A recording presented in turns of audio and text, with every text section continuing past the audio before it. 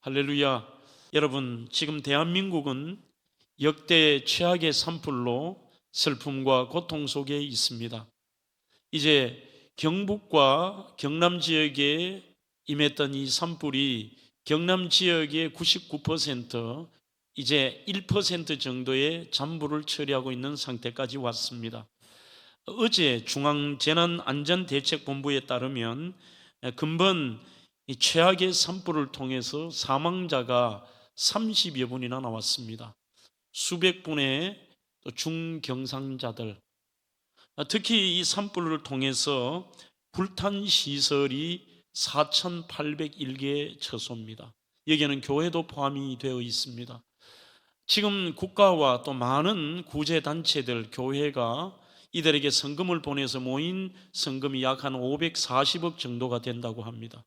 하지만 이들에게 며칠 생활하는 생필품이나 삶의 작은 도움이 되지만 목회자 입장에서 삶의 터전을 잃어버린 이분들이 어떠할까? 만약 여러분들의 가족과 여러분들의 일이라면 어떻게 될까요? 주님은 그래서 늘 우리 그리스도인들의 사명은 우는 자와 함께 울라고 말씀을 하셨습니다. 여러분들이 일처럼 생각하시며 늘 이재민들과 또 슬픔을 당한 가족들을 위해 기도해 주시고 관심을 가져야 될 것입니다. 저희 당회도 좀 의논을 저희가 하려고 합니다.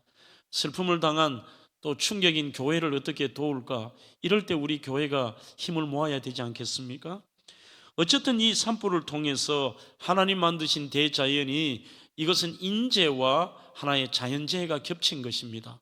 한 사람의 작은 실수로부터 시작이 되었지만 이 어마어마한 바람을 통해서 더 산불이 퍼지게 되었고, 현재 어제까지의 통계를 보면 48,000헥타르 정도, 잘 여러분들이 감이 안 오시면은 여의도 면적의 160배가 지금 불로 사라져 버렸습니다. 이런 충격적인 사건뿐만이 아니라 이틀 전에 우리 교회도 천여섭 선교사님을 협력 선교로 보내고 있습니다만, 그분이 사역하는 미얀마 만달레이의 17km 떨어진 지점에서 진도 7.7의 지진이 발생했습니다. 이것으로 직접적인 지금까지의 통계로 1,000명 이상의 사람들이 죽었고, 여기에서 1,000km나 떨어진 태국의 방콕까지 영향을 줘서 태국의 방콕에 30층짜리 건물이 무너지면서 지금 계속해서 사망자가 발생하고 있습니다. 미국의 지질조사국에서 어제 나온 통계를 보면 앞으로 이 지진 사망자가 점점 늘어나서 약 한 만여 명 정도의 지진 피해자가 나올 것이라고 생각하고 있습니다. 뿐만 아니라 참 가슴 아프게도 대한민국은 작년 12월 29일 주일입니다. 무한공항 제주항공에서 바로 활주로를 이탈한 사고로 말미암아서 그 비행기에 탔던 181명 중에 무려 179명의 사망자가 나왔습니다. 참 사람은 망각의 존재라고 합니다만, 이 어마어마한 사건, 가족을 179명이나 잃은 그 유족들의 마음이 어떠할까요? 이 어마어마한 사건과 여전히 지금은 우리는 이 산불 사태의 끝자락을 지나면서도 참 무감각증이 우리 속에 있지 않느냐. 불과 몇 달 만에 잊어버리고 다른 사람들의 일로 치부하며, 그리고 그 일들에 대해서 심각한 고민이나 또 안타까움, 또 이것이 무슨 뜻이 있을까 생각하는 것이 그리스도인이 아닐까요? 하지만 우리조차도, 그리스도인조차도 하나님을 생명의 주인이요 인생의 주관자라고 믿는 그리스도인들조차도 이러한 안타까움과 사건, 사고, 자연재해 속에서도 아무런 생각 없이 지나가는 무감각증이 우리의 모습이라고 생각합니다. 참으로 안타까운 인재와 천재지변의 엄청난 사태와 사고 속에 당연히 저는 목회자로서 깊은 묵상을 해보았습니다. 세 가지의 마음이 저에게 와닿았습니다. 그 첫 번째는 역시 그 슬픔을 당한 유족들과 이재민들입니다. 그들이 얼마나 지금 충격과 미래를 어떻게 할까 알 수 없는 절망 속에 살아갈까 생각하며 참 가슴 아팠습니다. 두 번째는 인간의 교만과 인간의 연약함을 생각했습니다.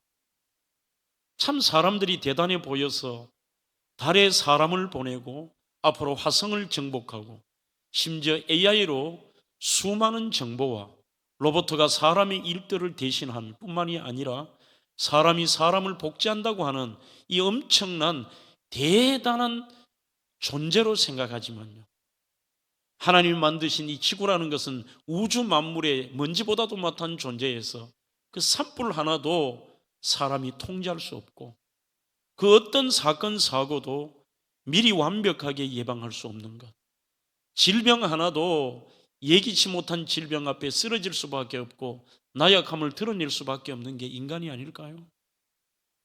그럼에도 불구하고 인간은 하나님의 존재를 무시하고 또한 자기 자신의 교만함을 드러내며 내 자신이 모든 기준의 중심이 와 있는 이러한 인간의 교만함과 연약함을 생각하게 되었습니다. 세 번째는 당연히 목회자이니 오늘 설교의 제목처럼 혹여나 이 수많은 인재와 자연재해를 통하여서 그 재난을 통하여 하나님의 뜻이 무엇일까? 설교의 제목처럼 혹시 이러한 사건을 통해 하나님이 우리에게 대한 안타까운 마음과 그분의 경고를 우리에게 시청각으로 보여주시는 것은 아닐까? 이런 생각을 해 본 것입니다. 특히 우리 그리스도인들은 먼저 이러한 일이 있을 때마다 안타까움 속에서도 우리의 자신을 돌아보며 그 속에 하나님의 뜻을 생각할 수 있는 그러한 진정한 그리스도인이 되어야 할 것입니다. 모든 시대, 어떤 시대이든지 철저히 하나님 앞에 나와 회개하며 돌이킬 때에 거기에 소망이 있습니다. 우리는 현재 대한민국은 탄핵 정국 속에서도 전국도 불안합니다. 또한 경제적으로도 많은 힘든 시간들을 보내고 있고 여기에 엄청난 자연재해와 인재 속에 성도들조차도 충격 속에 하루하루를 살아가고 있습니다. 하지만 하나님은 우리에게 그러한 시청각을 보여주실 때마다 그 어떤 하나 참새 한 마리가 떨어지는 것도 들풀까지도 먹이고 입히시고 모든 것을 주관하시는 하나님이시라면 저는 분명히 우연은 아니라고 생각합니다. 오늘 본문 6장 1절에서 호세아 6장에 이렇게 말씀합니다. 오라 우리가 여호와께로 돌아가자. 여호와께서 우리를 찢으셨으나 도로 낫게 하실 것이요 우리를 치셨으나 싸매어 주실 것이라고 말씀합니다.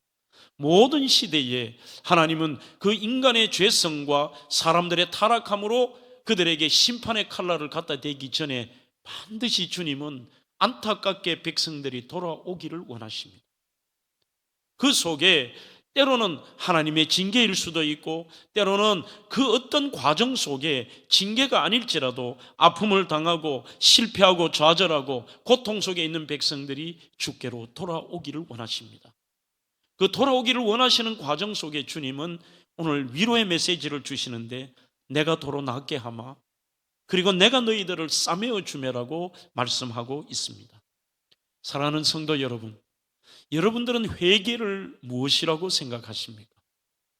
사람들은 회개라고 하면 자기가 지은 죄를 통해 자복하는 것, 그 죄를 깨닫는 것을 회개라고 생각합니다. 하지만 성경에서 말하는 진정한 회개는 하나님께로 돌아가는 것입니다. 죄된 인간이 지금의 현실과 문제 앞에서 지금의 나의 모습에서 철저하게 하나님께로 돌아서고 그분께로 돌아가는 것. 성경이 말씀하시는 회개는 돌이켜 진실로 하나님 앞에 돌아올 때 온전한 회개가 이루어지는 것입니다. 그리고 중요한 것은 하나님께서 우리가 돌이켜서 죄를 뉘우치고 주님 앞으로 돌아올 때까지 끊임없이 우리는 그 때를 모르지만 기다리고 또 기다리고 주님은 기다리시는 것이죠. 5장 15절에도 이렇게 말씀합니다. 그들이 그 죄를 뉘우치고 내 얼굴을 구하기까지 내가 내 곳으로 돌아가리라. 그들이 고난받을 때 나를 간절히 구하리라고 말씀합니다. 진정한 회개는 내가 깨닫고 잘못했다 통해 자복해서 머무르는 것이 아니라 돌이켜서 하나님께로 돌아가는 것, 이것이 바로 신약성경 누가복음 15장의 탕자의 비유에서 잘 나타나고 있습니다. 주님이 친히 하신 비유이십니다. 아버지를 떠나 허랑방탕한 생활을 하고 그 재산을 다 날리고 상상할 수 없는 허랑방탕한 생활 속에 젖어들었던 탕자, 드디어 모든 재산을 탕진하고 난 다음에 먹을 때거리조차 없어서 돼지들이 먹는 쥐염열매를 먹으며 비참한 생활을 합니다. 그제서야 그가 깨닫고 회개합니다. 하지만 진정한 회개는 그곳까지가 아닙니다. 내가 잘못했다, 내가 아버지를 떠나고 온갖 허랑방탕한 생활 속에 이렇게 비참한 지경이 되었구나, 그것까지가 회개라고 생각하지만 아닙니다. 가장 중요한 단어가 누가복음 15장에 나옵니다. 이에 탕자가 일어나서, 이렇게 얘기합니다. 하나님이 나를 받아주실까? 아버지가 나를 용서하실까? 지금의 문제에서 벗어날 수 있을까라는 그런 생각이 아니라 이에 일어나서 아버지께로 돌아가니라고 말씀합니다. 그게 회개입니다. 그렇게 돌아갔을 때에 아버지의 반응이 그 아들을 향하여서 끝까지 내치다가 받아주시면서 할 수 없이 그래도 어떻게 할까? 내 아들이잖아. 그랬지만 너는 이런 삶을 살지 말아라. 왜 그랬어? 그렇게 한마디도 하지 않습니다. 성경은 두 사람의 거리가 멀었다고 되어 있습니다. 개역 성경에는 두 사람의 상거가 뭔데, 여러분, 탕자가 먼저 아버지를 발견한 게 아닙니다. 동구 밖에서 매일매일 자기에게 다시 돌아올 탕자를 기다리며 아버지는 하염없이 기다리고 또 기다리셨습니다. 먼저 아버지가 발견을 한 다음에 성경에 보시면요, 참 장면이 아주 디테일하게 소개를 하고 있죠. 특히 원문에 보면 뛰어 달려가라는 표현이 나옵니다. 아들이 뛰어야 되죠. 그 연세 드신 아버지가 얼마나 반가웠던지 뛰어 달려가 그 아들에게 목을 안고, 성경, 한글 성경이 이렇게 말합니다. 입을 맞추니라고 되어 있습니다만 헬라어 원문에는 반복적 용법입니다. 아버지가 입을 맞추고 또 맞추니, 과거의 잘못을 생각하지 않습니다. 아버지께로 회개하고 돌아온 그 아들에 대해서 잘 왔다 입뺨에 뽀뽀를 하고, 입뺨에 뽀뽀를 하고, 이마에 뽀뽀를 하고, 아들이 귀에서 머리 위에 뽀뽀를 하고 그 아들을 안고 잘 왔다. 이 아들을 위하여 가락지를 끼운다는 것은 신분을 회복하고 살찐 송아지를 잡고 돌아온 아들을 위하여 파티를 벌이며 완벽하게 회복시키시는 그 하나님의 사랑을 쓰고 있습니다. 오늘 본문 호세아서는 죄인의 살 길은 하나님께로 돌아가는 것이라는 것을 말씀하고 있으면서 오늘 이 시대를 살아가는 저희들에게 몇 가지 영적 교훈을 주고 있습니다. 본문은 두 가지 측면을 여러분들과 함께 나누고자 합니다. 첫 번째는 본문의 배경과 호세아의 인생 스토리를 통한 하나님의 시청각 교육을 말씀드리고자 합니다. 호세아가 활동했던 시기는 지금으로부터 약 한 2800년 전입니다. 그러면서 이스라엘의 분열 왕국 시대에 북쪽 이스라엘의 여로보암 2세의 시대입니다.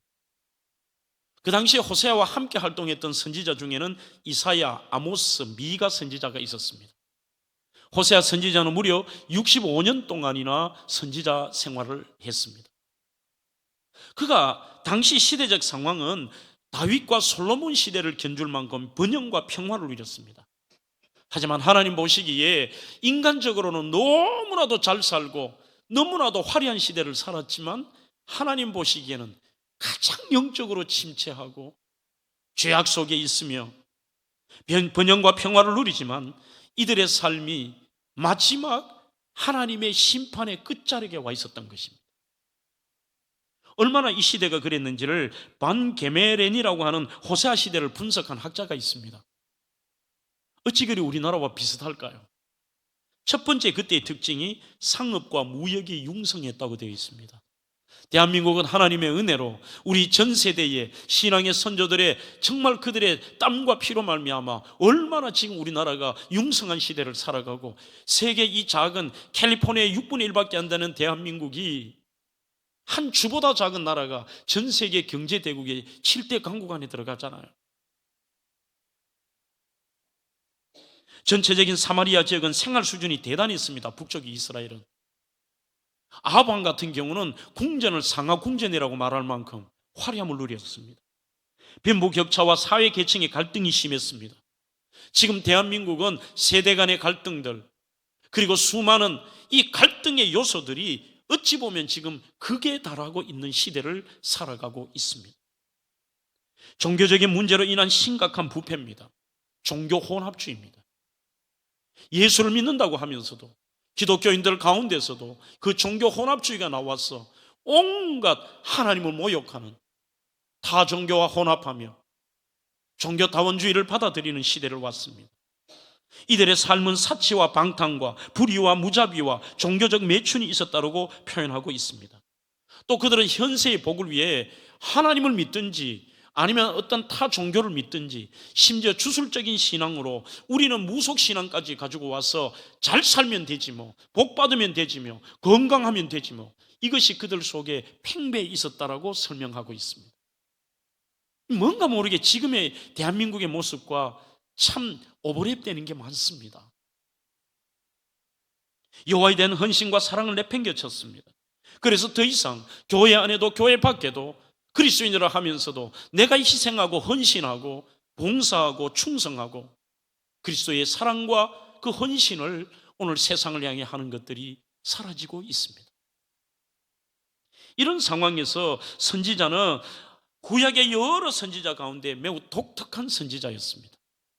즉 하나님께서 다른 사람은 예언의 말씀을 주시면서 얘야 백성들에게 이 메시지를 전하거라, 내가 보여주는 이 환상과 내용을 전하거라 했습니다만, 호세아는 좀 특별한 경우입니다. 너의 삶을 통해 시청각해, 내가 너의 삶을 통해서 사람들에게 보여주고 싶다라는 메시지를 주십니다. 그게 2절 말씀입니다. 여호와께서 처음 호세아에게 말씀하실 때에 여호와께서 호세아에게 이르시되 너는 가서 음란한 여자를 맞이하여 음란한 자식들을 낳으라. 이 나라가 여호와를 떠나 크게 음란함이니라. 보통은 이러셨습니다. 이사야야, 지금 내가 너희들을 심판할 만큼 백성들의 그 종교적인 타락과 음란함과 종교 혼합주의와 그들의 세속적인 더러운 모습들 더 이상은 안 된다. 나의 심판이 코앞에 왔다고 전해라. 이렇게 말씀으로 주셨는데 호세아는 아주 특별합니다. 그 뒤에 무엇 때문에 그러신지까지 설명하셨습니다. 이렇게 내가 너에게 시청각하는 이유가 있다. 백성들이 나를 떠나 영적인 음란함으로 죄를 짓고 더 이상의 회생 불가능한 수준까지 왔으니 너의 삶을 통해 시청각하마. 하나님 어떻게 해요? 너 먼저 가서 음란한 여자와 결혼을 하라고 얘기를 하십니다. 에셋 제 누님, 여기에 나오는 조나, 창녀와 결혼하라는 뜻입니다. 번역이 음란하다고 되어 있습니다만, 너 저기 길에 가서 그 유명한 고멜이라고 하는 여자 있지? 그 여자 데리고 와 결혼해. 여러분, 이것은 상징적인 사건이 아닙니다. 실제 일어난 일입니다. 그래서 호세아의 아버지 이름을 밝히고 고멜이 누구의 출신 딸인가를 성경은 언급하고 있습니다. 고멜이 있지? 그거 왜 아주 더럽고 음란한 창녀 있잖아. 예, 너 아내 삼아. 저 선지자인데요. 아내 삼아. 그리고 거기에서 끝내는 것이 아니라, 금방 헤어지는 게 아니라 애를 놓으라는 것입니다. 드디어 데리고 와서 아기를 놓습니다. 하나님이 이름을 지어줍니다. 여전히 그것조차 시청각입니다. 보는 것과 듣는 것입니다. 첫 번째 아들을 낳았습니다. 이름을 이스라엘이라고 짓습니다. 그 뜻은 이스라엘은 사람이 하나님을 겨루 이겼다는 것고 하나님께서 이기게 하신다는 뜻입니다. 하지만 이스라엘이라고 하는 뜻은 여호와께서 그들을 흩어버린다는 뜻입니다. 너희들의 지금의 모습의 음란함과 오늘 종교적인 타락과 삶의 추악하고 더러운 모습 때문에 너희들을 심판하겠다는 뜻입니다. 흩으시겠다는 것. 두 번째 딸을 놓았습니다. 그러자 하나님께서 또 이름을 지어주십니다. 두 번째 딸의 이름은 로루하마라고 하거라. 로루하마가 아닙니다. 로는 영어로 노이입니다. 루하마라고 하는 뜻은 하나님이 긍휼히 여기신다는 뜻입니다. 거기에 노라는 단어가 붙어 있습니다. 두 번째 딸 이름은 로루하마야. 내가 긍휼히 여기지 않아. 세 번째 또 아들을 낳습니다. 그 아이의 이름은 로암미라고 불러라. 암미라고 하는 뜻은 나의 백성이라는 뜻입니다. 이제 더 이상 나의 백성이 아니라는 겁니다. 그 아이들이 자라나면서 하나님이 심판할 거야, 이리 와. 하나님이 더 이상 긍휼히 여기시지 않아, 이리 와. 더 이상 하나님의 백성이 아니야, 이리 와. 그렇게 하나님은 그의 삶을 통하여 이스라엘의 영적인 상태를 보여주셨습니다. 하지만 그 더럽고 추악한 여자가 행실이 어디 갔을까요? 아이를 3명 놓고 살면서도 또 바람을 피우면서 집을 나가버립니다. 이제 하나님의 시청각이 끝이 났습니까? 그러자 하나님이 아니라고 이야기하십니다. 호세아야, 그래도 다시 고멜을 데리고 와서 살아. 이것은 바로 하나님의 긍휼과 회개하고 돌아오기를 기다리시는 마음과 그리고 돌아왔을 때에 끝까지 사랑하시고 포기하시지 않은 하나님의 사랑을 이 호세아를 통해 시청각으로 보여주셨던 것입니다. 사랑하는 성도 여러분, 지금은 우리는 이 땅은 하나님의 기다리심 앞에 나와 스스로를 돌이켜 회개할 때입니다. 하나님은 인간의 악행에는 항상 심판하셨지만 그러나 잘못을 뉘우치고 하나님께로 돌아올 때는 항상 언제나 용서하셨습니다. 시편 51편 17절에도 하나님이 구하시는 제사는 상한 심령이라 하나님이여 상하고 통회하는 마음을 주께서 멸시치 아니하신다고 말씀합니다. 사도행전 3장 19절에도 너희가 회개하고 돌이켜 너희 죄 없이 함을 받아라. 이같이 하면 무슨 말씀을 하시느냐? 유쾌하게 되는 날이 주 앞에서부터 이룰 것이라. 이것이 원문의 뜻은 새롭게 되는 날이 주님 앞에 이르게 될 것이라. 너희들이 회개하고 돌이켜서 주님 앞으로 돌아온다면 너희의 삶이 다시 한번 유쾌하게 될 것이고 너희의 삶은 다시 한번 내가 세워주마, 내가 싸매어주마, 내가 붙들어주마, 내가 회복시켜주마. 그리하여 너희의 인생을 내가 새롭게 하마라고 주님께서 약속하셨습니다. 호세아서 6장 1절에도 말씀합니다. 오라, 오라, 우리가 여호와께로 돌아가자. 전부 백성들이 와라. 그 이유가 뭐냐? 여호와께로 돌아가자. 여호와께서 우리를 찢으셨으나 도로 낫게 하실 것이요 우리를 치셨으나 싸매어 주실 것이라고 말씀합니다. 특별히 여러분, 잠언 16장 2절에 보면 사람의 행위가 자기 보기에는 모두 깨끗하여도 여호와는 그 심령을 감찰한다고 되어 있습니다. 오늘 이 시대의 문제가 여기에 걸립니다. 왜 시대가 회개하지 않고 주님께로 돌아오지 않습니까? 자기의 보기에는 인생을 자기 기준으로 삽니다. 자기가 전부 맞습니다. 자기가 의롭습니다. 자기는 회개할 게 없습니다. 그리고 사람들은 수치에 너무 익숙해져 있습니다. 세상의 상황을 정상 아무 이상 없음으로 받아들이기 시작한 게 그게 뭐냐? 바이런 플러스라는 분은 이렇게 말을 합니다. 사람들이 수치의 노예가 되어 있다는 거예요. 이 정도 나는 문제 없다는 겁니다. 엄청난 사람들 앞에 나는 문제 없다는 생각, 각종 통계 속에서 나는 문제없다고 생각하고 그리고 자신의 경험과 판단과 철저하게 자신의 기준으로 살아가기 때문에 회개치 않습니다. 그 심판을 당할 때까지도 몰라요. 나는 문제없다는 거죠. 지금 이 시대는 목회자로부터 회개가 필요합니다.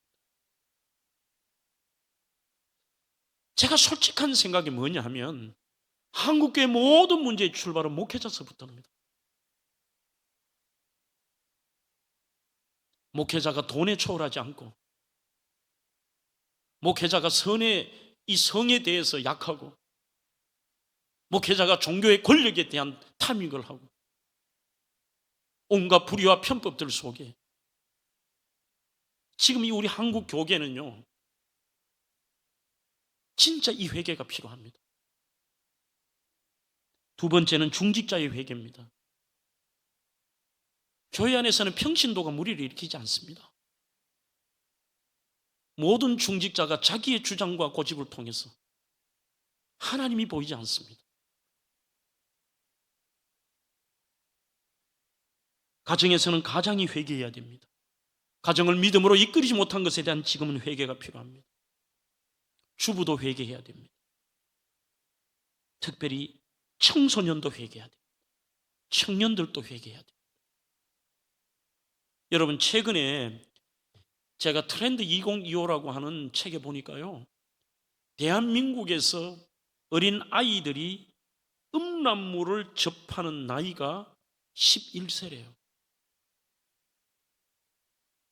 거기에 노출이 되어 있을 뿐만이 아니라 지금의 이 아이들의 삶이 겉으로는 부모님 따라고 교회에 앉아 있지만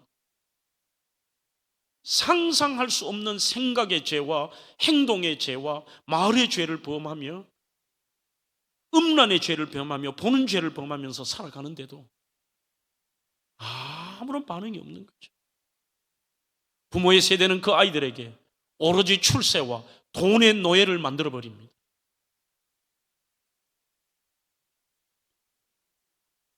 지난주에 제가 시내 기독서점과 일반 서점을 꼭 들립니다. 책을 이렇게 골린다고 보는데 희한한 책 제목이 있어서 하나를 샀습니다. 2000년생이 온다. 교보문고에서 2000년생이 온다라는 책을 샀는데 내용이 아주 쉬워서 처음부터 끝까지 그냥 단번에 1시간만 읽었습니다. 여기 서두에서 저자가 충격을 받은 이야기를 하는데 무슨 이야기냐면 지역 청년 콘서트의 행사장에 강사로 갔습니다. 가서 청년들에게 질문을 했습니다. 내가 가장 좋아하는 일을 가장 자신 있게 말할 수 있는 분 말해보세요 라고 얘기했습니다. 내가 가장 좋아하는 일. 그래서 앞에 있던 청년 하나가 손을 들고 얘기합니다. 제가 가장 좋아하는 일은 아무 일도 안 하는 것입니다. 그렇게 얘기했습니다. 가장 좋아하는 일은 아무것도 안 하는 것. 아무것도 안 하고 잘 먹고 편안하고 내가 하고 싶은 거 해가면서 밤새도록 게임 해가면서 스마트폰 보가면서 그냥 아무 일도 안 하는 거. 너무 가슴 아팠습니다. 그러면서 이분이 2000년생을 이렇게 분석하기를 3가지 초를 붙였습니다. 초합리, 초개인, 초자율. 기본을 능가하는 이 생각을 가지고 있는 거죠. 공정과 상식을 얘기하는데 대단히 합리적입니다. 그런데 들어가 보면 그 공정과 상식이라는 것이 내가 조그마한 희생도 못 봐요. 그래서 지금 시대는 왜 내가 밑에 직원인데 꼭 눈치 봐야 돼? 퇴근 시간 되면 퇴근해야지. 이게 합리인 거예요, 그들에게는. 하지만 오늘 성경 잠언 16장이 자꾸 제 마음에 와닿습니다. 자기 보기에는 그게 합리입니다. 알고 보면 철저한 이기적인 것입니다. 오늘 제가 청년들에 좀 강한 메시지를 던지는 겁니다. 두 번째가 초개인입니다. 철저한 개인주의. 심지어 결혼을 해도 너 버는 건 너 거고 내 버는 건 내 거야. 왜 결혼해요? 저는 우리 교회가 신혼부부에게 꼭 그거 확인합니다. 너 결혼해서 재정을 아내에게 맡기나? 물론 특별하게 남편이 재정을 잘 관리해서 그런 경우는 있겠죠. 하지만 아예 네 거 내 거라고 구분하며 생활비 너 얼마 내고 내 얼마 내고 철저한 초개인주의예요. 거기에 무슨 사랑과 이해와 용서와 희생이 있겠습니까? 초자율입니다. 그 자율이라는 것도 인격 속에서 내 기준인 거죠. 물론 오늘 이 2000년대생들의 탈회사형 AI 인간이라고 표현하고 있습니다만 대단히 장점도 많습니다. 본인이 추구하는 것에 대해서는 최선을 다하고 그리고 즐거워하면서 그 일들을 감당하고 이들에게 능력도 많습니다. 하지만 그런 장점보다 오늘은 목회자로부터 모든 세대가 하나님 앞에 회개할 시점에 왔다는 이야기를 합니다. 신앙도 자기 기준에 맞지 않으면 떠납니다. 불신앙과 교만과 우상숭배와 음행과 시기와 질투와 거짓과 탐욕과 분노와 작당과 수근수근함과 이단과 원망과 불평과, 이것이 민족이 우리 교회가 가정과 개인의 현주소가 아닐까요? 어찌 보면 하나님께서 이 안타까운 사건 속에서 단 한 번이라도, 오늘 주일이라도 여러분들 오셔서 주의 종의 메시지를 통해 저것이 하나님의 시청각이 아닐까, 우리의 그런 생각이 좀 필요할 때가 되었습니다. 그것이 살 길입니다. 오늘 주께로 돌아오는 것, 회개하며 철저하게 나의 기준이 아니라 하나님의 말씀의 기준과 그분이 하시는 그분의 기준에 따라서 우리가 회개하고 나의 잘못된 것을 돌이켜서 철저히 회개하며 주께로 돌아오는 것입니다. 2023년 2월 8일 미국의 켄터키주의 인구 6천 명밖에 안 되는 소도시 윌모어에서 바로 에즈베리 부흥운동이 일어났습니다. 불과 2년 전입니다. 에즈베리 대학교 안에서 작은 채플이 있는데 바로 저 채플입니다. 교수님 한 분이 설교를 하고 가셨는데 제가 그 설교를 처음부터 끝까지 들어봤습니다. 별 설교 아니에요. 회개하라는 설교도 아닙니다. 그런데 성령이 강권적으로 역사하니까 그날 예배에 참석한 아이들 중에 20명이 체포를 드리고 수업에 들어가지 않고 나가지를 못해요. 거기서 이 아이들이 무릎을 꿇고 회개하기 시작하는데 하나님을 떠났다는 것입니다. 자기의 삶들을 돌아보면서 이 20대들이 25세 거의 대부분이 이해합니다. 바로 지금의 2000년생들입니다. 대학의 휴즈 예배당에 체포해서 그 아이들이 회개하며 기도를 하는데 강력한 하나님의 임재와 그 하나님의 역사하심과 그 살아계심을 체험한 거예요. 얘들이 그 하나님을 만나고 나니까 너무너무 자기들의 삶들이 부끄러운 겁니다. 그래서 시간 가는 줄 모르고 이 아이들이 회개하니까 옆에 친구들이 이렇게 또 같이 회개하고 놀라운 일이 벌어집니다. 친구들이 안 나와요.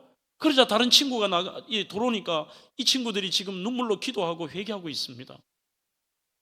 그러자 그 아이도 같이 기도합니다. 교수님이 아이들이 수업에 들어오지 않습니다. 신학교에서. 그래서 교수님이 가보니까 아이들이 회개 기도하고 있어요. 교수님들이 같이 기도하기 시작합니다. 이것이 하루가 지났는데 끝이 안 나요. 그러자 어떤 아이는 회개하다 돌아가니까 또 다른 아이가 와서 기도해요. 이틀 만에 지역 목회자들에게 소문이 납니다.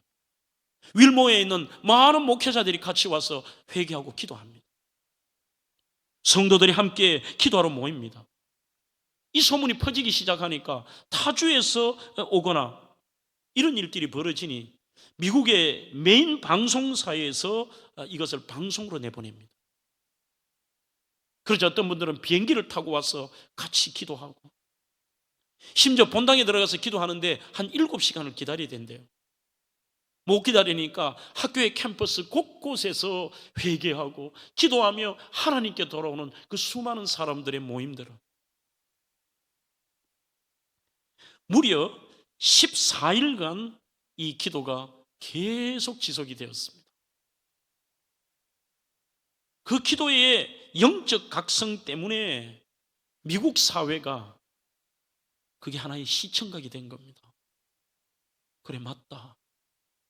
우리가 뭔가 지금 하나님을 잊어버리고 살았다. 지금의 우리의 삶들이 너무나도 패역하고 하나님 보시기에 안타까운 삶을 살았다. 세대를 차월하여 회개의 운동들이 일어났습니다. 그 첫 운동이 어디에서 일어났느냐 하면 바로 에즈베리의, 여러분들 우연이 아닙니다. 그곳에 방문 교수로 왔던 말레이시아의 홍트레오라고 하는 박사님이, 교수님께서 14년 동안이나 앞에 팻말을 차고 학생들에게 영적 각성을 위해 외치고 기도했던 거예요. 그게 어느 순간에 이 아이들에게 성령이 강하게 역사해 버린 것이죠. 제가 바로 이 운동이 있고 바로 얼마 뒤에 알칸사와 샌안토니오 연합 집회를 인도하는데 그 얘기를 듣고 가까이서 보았습니다. 이게 작은 에즈머베리 대학의 한 곳이 아니라 미국 전역의 신학대학과 기독교 대학과 일반 대학에 퍼진 거예요. 그래서 어떤 학교를 가든지 채폴에 가면, 제가 공부했던 바이올라 대학을 가봤습니다. 가보니까 역시 거기에도 십자가 형태로 된 교회 안에 아이들이 꽉 차서 밤을 새워 기도하고, 아이들이 여전히 바로 그 에즈베리 대학처럼 밖에서 그 안에 들어가 기도하려고 서서 기도하더라고요. 여러분, 시대는 변하고 상황은 변할지라도 원칙은 동일합니다. 여호와께로 돌아가자. 그것만이 우리의 살 길입니다. 두 번째로 여호와께로 돌아온 사람은 여호와를 힘써 알아야 합니다. 3절과 6절 말씀입니다. 그러므로 우리가 여호와를 알자, 힘써 여호와를 알자. 그의 나타나심은 새벽빛같이 어김없나니 비와 같이 땅을 적시는 늦은 비와 같이 우리에게 임하시리라 하니라. 6절에도 나는 번제보다 하나님을 아는 것을 원하노라. 번제는 지금의 예배입니다. 형식적으로 몸만 앉아서 어떻게 예배를 드리느냐, 아무런 생각 없이 오늘 이 자리에 앉아서 예배의 의식은 하나님의 마음을 감동시키지도 못하고 여러분들의 삶에 아무 도움도 되지 않습니다. 번제보다 하나님을 아는 것을 원하노라. 지식적으로 하나님을 안다는 것이 아닙니다. 여기에 라, 아트, 야트, 야다티, 그러한 말은 하나님을 체험한다는 뜻입니다. 사사기 3장 1절에 전쟁터에서 말로만 듣던 전쟁을 생생하게 체험해서 알았다, 이런 말입니다. 나 전쟁 알아. 전쟁을 할 때는 이렇게 했고 적군은 몇 명이고, 그리고 전쟁할 때는 전략을 이렇게 세워야 되고, 전쟁은 이런 장비를 해야 되고, 전쟁은 이렇게 하면 지고 이렇게 하면 이긴다. 나 그거 알아. 아닙니다. 내가 전쟁터에서 전쟁을 안다는 말은 내가 직접 전쟁을 해봐서 전쟁을 체험했다는 뜻입니다. 나 전쟁 알아. 나 하나님 알아. 나 하나님 체험했어. 나 하나님 만났어. 나 하나님 역사하심을 내 봤어. 여호와를 알자. 힘써 여호와를 알자. 니르테파 타타 아야트 에트 예호와, 그 하나님을 체험하자. 하나님의 백성이 돌아온 후 끊임없이 최선을 다하여 하나님을 체험하는 것입니다. 말씀으로, 기도로. 6절에 하나님을 아는 것, 능력의 하나님을 체험하는 것입니다. 신앙은 이론이 아닙니다. 신앙은 형식적인 게 아닙니다. 신앙은 종교생활이 아닙니다. 신앙은 그 하나님을 체험하는 것입니다. 그래도 참 감사한 것은 저희 교회가 새해가 되면서 우리 청소년들과 청년들이 금요 기도회에 기도하는 자리에 많이 나와요. 이 아이들의 간절한 기도를 보면서 이 아이들이 하나님을 만날 것이라는 확신이 있습니다. 그 아이들은 하나님 떠나지 않습니다. 그들은 세속에 물들지 않습니다. 그들은 어떤 경우에도 하나님께로 가까이 갑니다. 하나님의 살아계심과 상 주시는 이심을 아는 것이, 이게 믿음이며, 즉 엘로힘, 전능하신 하나님이 역사하시고 그분이 하시는 일을 여러분들도 체험해 보는 것입니다. 우리는 회개도 중요하지만 이제는 나와 함께 하시는 하나님을 체험하고 그분을 아는 게 중요합니다. 이것을 체험하면 절대로 죄악의 모습으로 돌아가지 않습니다. 형식적이고 종교적인 생활은 언제든지 또다시 죄악에 빠지고 언제든지 세상으로 나갑니다. 그러나 하나님을 만난 분들, 하나님을 체험한 아이들, 여러분, 성경에 당연한 얘기인데 왜 그렇게도 많이 예수님이 하신 그 이적을, 기적을 기록했을까요? 가장 짧은 공간복음인 마가복음에만 해도 주님이 행하신 이적이 18개나 나옵니다. A.T. 로버슨이라는 분은 이렇게 말합니다. 만일 마가복음에서 예수님의 이적들과 초자연적인 일들에 대한 언급이 제거되면 불완전한 단편만 남을 것입니다. 이적이 제거되면 앙상한 뼈대만 남습니다. 우리는 우리의 설명으로 설명할 수 없는 것을 믿어야 됩니다. 우리에게 알려지지 않은 법칙들을 하나님이 지니고 계심을 늘 명심해야 됩니다. 우리의 무지와 상관없이 그것들을 작용합니다. 하나님의 기적은 사실이며, 그리고 또한 오늘날도 기적과 사랑과 은혜를 통해 하나님을 체험할 수 있습니다. 오늘 성경의 수많은 이적들은 그것이 역사적으로 있었다는 것도 중요합니다. 그 다음에 중요한 것은 그 이적은 오늘 너희에게도 임한다. 하나님은 살아계시며 엘로힘의 전능하신 하나님이 너를 도우시고 너를 회복시키고 능력으로 임재한다는 것, 그것을 강조하신 것입니다. 여러분, 바이런 플러스라는 분은 아픔을 통해 치료를 경험하라고 말합니다. 또한 이런 말이 있습니다. 쾌락은 무시해도 괜찮습니다. 그러나 아픔에는 반드시 주목해야 됩니다. 우리의 고통에서는 하나님이 소리를 치십니다. 고통은 기먹은 세상을 깨우는 하나님의 메가폰이라고 C.S. 루이스라는 분도 그렇게 얘기합니다. 분명히 고통에는 하나님의 메시지가 있다는 거죠. 하나님의 시청각이 있다는 것입니다. 시대의 아픔, 개인의 아픔이 있으십니까? 하나님을 힘써 체험해야 됩니다.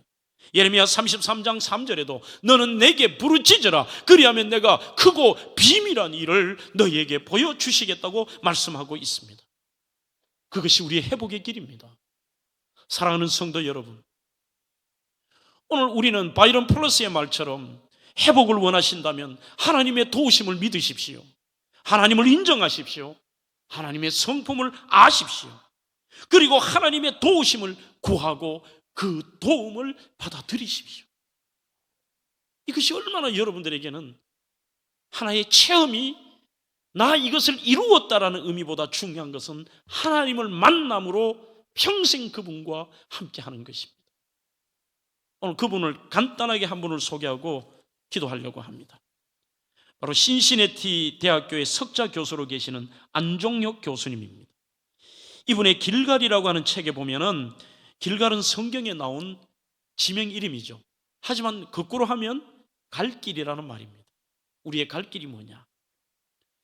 저자 안종혁 교수는 방직공장의 전기공이었습니다만 하나님의 도우심을 통해 가난한 청년이 자신의 연구 분야에 세계적으로 인정받고 실력을 발휘하는 공학자가 되고 미국의 석좌 교수가 됩니다.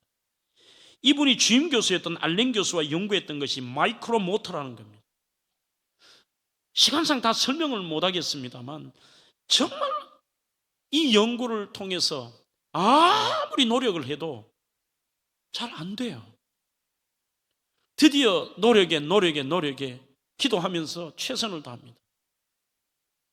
이제 그가 내일 발표 날을 앞두고 이 모터에 대해서 얘기를 했는데 모터가 돌아가질 않아요. 그러면 끝인 것이죠. 조지아 주립대학에 소재한 에센스에 있는 유학생 교회에서 기도를 합니다. 그리고 그날 밤 그는 연구실에 뛰어갑니다. 이른 새벽까지 그곳에 있으면서 하는데 답이 안 나옵니다. 새벽에 조지아텍 반도체 청정 연구실에 아무도 없었습니다. 그렇게 그는 이렇게 말을 하고 있습니다.